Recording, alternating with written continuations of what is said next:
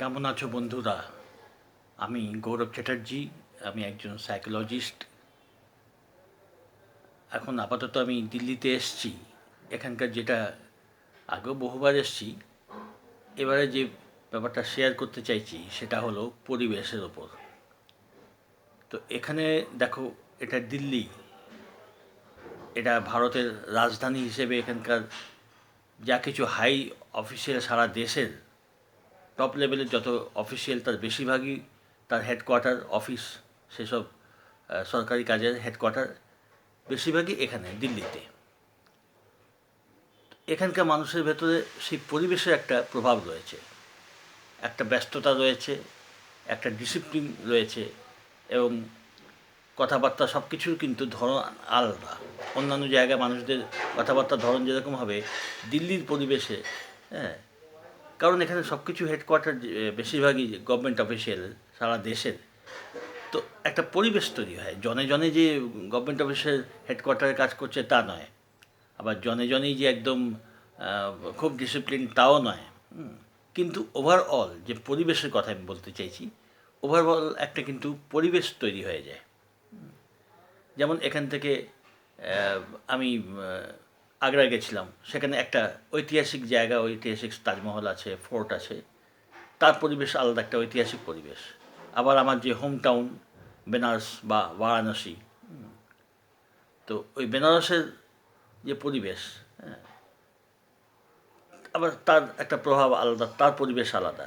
তো তার মানে কি, কোনো জায়গাকার পরিবেশ খানিকটা তার সাংস্কৃতিক যে চলে আসছে পরম্পরা, তার উপরে, এবং তার দ্বারা, হ্যাঁ, যে মানুষ ওখানে রয়েছে তারা প্রভাবিত হয়। হ্যাঁ, তো সেই মানুষ, সেখানকার সাংস্কৃতিক যে ব্যাপারটা, এইসব মিলিয়ে, বা সেখানকার যে ওয়ার্ক কালচার, এইসব মিলিয়ে পরিবেশ তৈরি হয়। তো একটা যেরকম পাড়াকে জায়গায় তার পরিবেশ আলাদা হবে, একটা ব্যস্ত সমস্ত শহরের পরিবেশ আলাদা হবে, আবার রাজধানী তার পরিবেশ আলাদা হবে। তো এই পরিবেশ, তো মানুষের মনে এরকমভাবে পরিবেশ তো প্রভাব দেয়। আচ্ছা, এরপর রয়েছে পাড়া। প্রত্যেকটা সে যেখানেই থাকুক না কেন, তার সেই পাড়া, তার পরিবেশ আলাদা হয়, পাড়ার পরিবেশ আলাদা হয়, হ্যাঁ, বাড়ির পরিবেশ আলাদা হয়, এবং সবথেকে গুরুত্বপূর্ণ, মানুষের নিজের ব্যক্তিগত পরিবেশ, মনের ভেতরকার পরিবেশ। বোঝা গেল ব্যাপারটা? তো আমরা বাইরের পরিবেশ, বাইরের শহরের পরিবেশ, বাইরের জায়গার পরিবেশ সেভাবে হয়তো পরিবর্তন ওরকমভাবে করা যায় না সোজাসুজি, কিন্তু নিজের অন্তরের পরিবেশটা আমরা চাইলে অনেকটা বদলাতে পারি। এবং মজার ব্যাপার হলো, যদি আমরা নিজের অন্তরের পরিবেশ চেঞ্জ করি, তাহলে আমরা যদি সেটা ভালোর দিকে নিয়ে যাই, তাহলে ভালো জায়গা, ভালো পরিবেশ আমাদের আকর্ষিত করে, আমরা সেখানে আকর্ষিত হয়ে যাই, বা সেই পরিবেশে আমরা আকর্ষণ এসে যাই।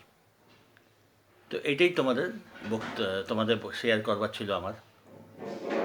তো এখন যেটা আমি বলতে চাইছি, যে যখন আমরা ব্যক্তিগত পরিবেশ আমরা শেয়ার করতে পারি, ব্যক্তিগত পরিবেশ যখন আমরা চেঞ্জ করতে পারি, তো আমরা কি করব, ব্যক্তিগত পরিবেশকেই চেঞ্জ করার দিকে মন দেবো। কারণ সেটা যদি আমরা করতে পারি, তাহলে সেই পরিবেশ চেঞ্জ হবে, মনের পরিবেশ চেঞ্জ হবে, মনটা আমরা চাইলে ভালোর দিকে নিয়ে যেতে পারি, তখন আমরা ভালো পরিবেশকে আকর্ষণ করতে পারি।